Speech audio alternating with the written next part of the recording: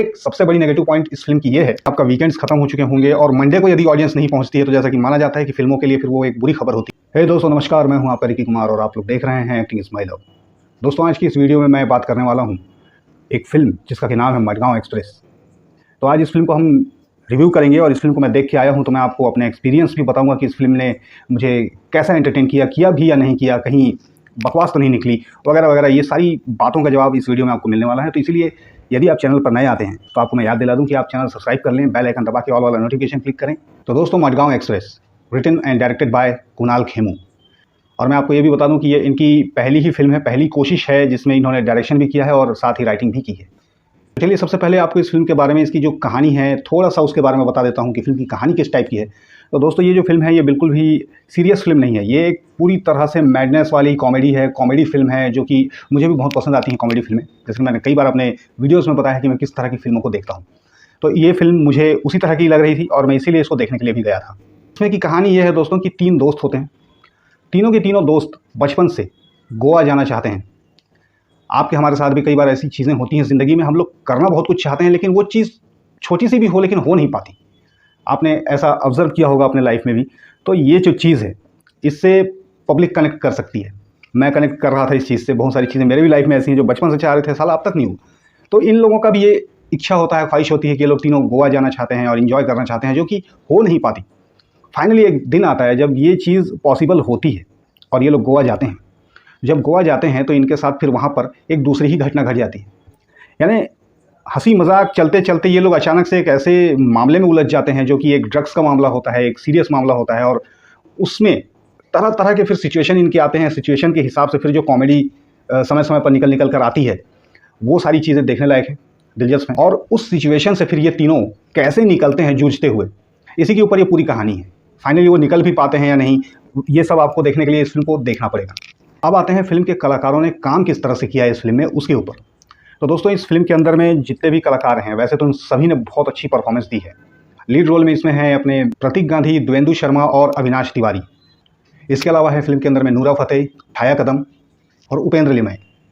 इनकी परफॉर्मेंस आपने animal film में भी देखी होगी, जब थोड़ी देर के लिए पर्दे पर आए थे पूरा पर्दा हिल गया था।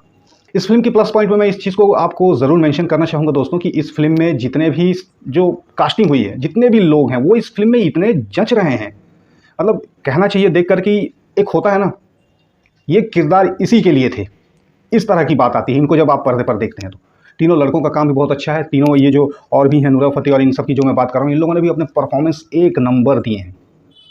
कुछ एक ऐसे फनी मोमेंट्स हैं जिसमें आप पेट पकड़ कर हंसेंगे और काफ़ी तेज़ हंसी भी आपको आएगी। तीनों लड़कों की जो दोस्तों की जो केमिस्ट्री है फिल्म के अंदर में वो काफ़ी अच्छी लग रही है और वो आपको पकड़ के रखती है, एंगेज करके रखती है। और जैसा कि मैं कह रहा हूँ कि एक सिचुएशनल इसको बनाया गया है, तो जो सिचुएशन कभी ऐसा आता था, कुछ वो लोग फंसते थे, तो उसमें जो उस समय जो मोमेंट निकल के आता था वो देख करके भी एक अलग ही मज़ा आया। तो फिल्म के अंदर में कुल मिला के कहा जाए तो कॉमेडी बहुत ही अच्छी है। और रही बात कुणाल खेमू की, तो कुणाल खेमू का ये फर्स्ट टाइम राइटिंग भी है, डायरेक्शन भी है। मैं समझ सकता हूँ उनके ऊपर लोड काफ़ी रहा होगा, साथ ही वो एक सीन में आपको दिखेंगे भी। तो तीनों किरदार हैं, मैं आपको एक चीज़ कहना चाहूँगा कि जो तीनों के तीनों कैरेक्टर हैं इस फिल्म के, उनसे हर लड़का, हर बंदा कहीं ना कहीं अपने आप को कनेक्ट कर पाएगा, उसको देख पाएगा, और यही इस फिल्म की मुझे सबसे बड़ी खासियत लग रही है। उनको देखते हुए तीनों में से कोई भी एक आप हो सकते हैं, आपको लगेगा कि ये जो कहानी चल रही है ये मेरी कहानी है, ये मैं हूँ, ऐसा आप कह सकते हैं। प्लस पॉइंट में मैं एक चीज़ और ऐड करूँ दोस्तों कि फिल्म की जो लेंथ है वो बहुत ज़्यादा लंबी नहीं है। अब थोड़ी बहुत नेगेटिव्स पर भी चर्चा कर लेते हैं कि नेगेटिव बातें क्या है फिल्म के अंदर में। तो नेगेटिव बातें दोस्तों बहुत ज़्यादा तो नहीं कहूँगा, क्योंकि जिस तरह की फिल्म है, हाँ हालांकि मैं एक चीज़ इसमें यह कह सकता हूँ कि जब भी मैं ऐसी कोई फिल्म देखता हूँ मैं उसमें एक चीज़ उम्मीद लगा के रखता हूँ कि आखिरी में, क्लाइमैक्स में कोई एक ऐसी सीरियस टाइप की फ़ाइट हो जाए, थोड़ी देर के लिए 10 मिनट के लिए कुछ सीन ऐसे हों जिसमें थोड़ी सी सीरियस फाइट हो जाए, एक्शन मतलब कि होना चाहिए, तो वो मुझे ज़्यादा अच्छा लगता है। जैसे कि पुराने समय से हम लोग देख रहे हैं, जैसे खिलाड़ी फिल्म की बात की जाए, अक्षय कुमार वाली, ऐसे ही थे लड़के लड़कियां और अचानक से एक ऐसे कांड में फंस जाते हैं और उसके बाद वो लोग निकलते हैं।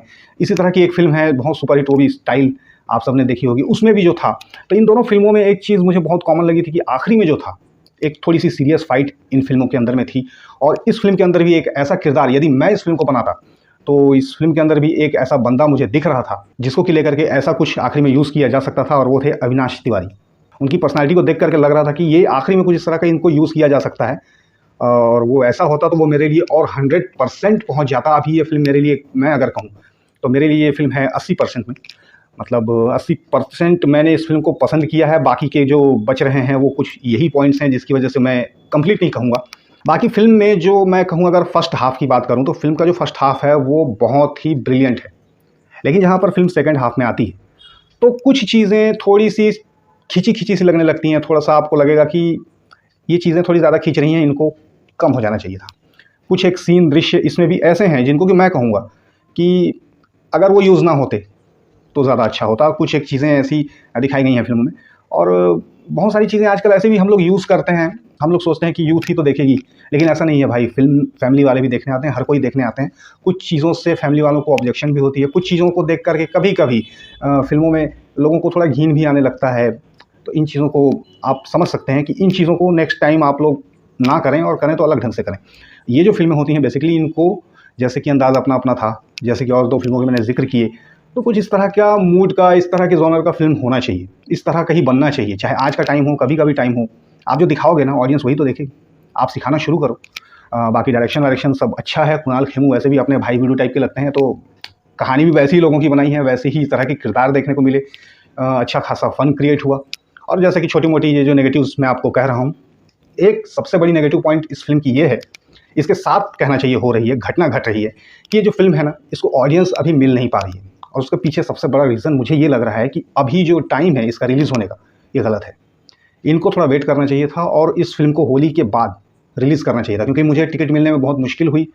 क्योंकि शोज़ तभी चलते हैं जब थोड़ी ज़्यादा पब्लिक आ जाती है। होली की वजह से, होली के कारण जो सब लोग अभी बिज़ी हैं अपने शॉपिंग में, रंग गुलाल खरीदने में, यहाँ-वहाँ में, इसकी वजह से ऑडियंस अभी थिएटर तक जा नहीं रही है। और जब होली ख़त्म होगी तो ये आपका वीकेंड्स ख़त्म हो चुके होंगे, और मंडे को यदि ऑडियंस नहीं पहुँचती है तो जैसा कि माना जाता है कि फ़िल्मों के लिए फिर वो एक बुरी खबर होती है। तो मुझे नहीं लग रहा है कि फिर मंडे को ऑडियंस जा पाएगी, फिर वो अगला एक्सपेक्ट करेगी नया कुछ भी। ये पब्लिक की भी प्रॉब्लम है ऐसी। तो इसलिए मुझे लगता है कि ये जो टाइम था रिलीज़ करने का, ये शायद थोड़ा और इसके बाद होता तो फ़ार बेटर होता।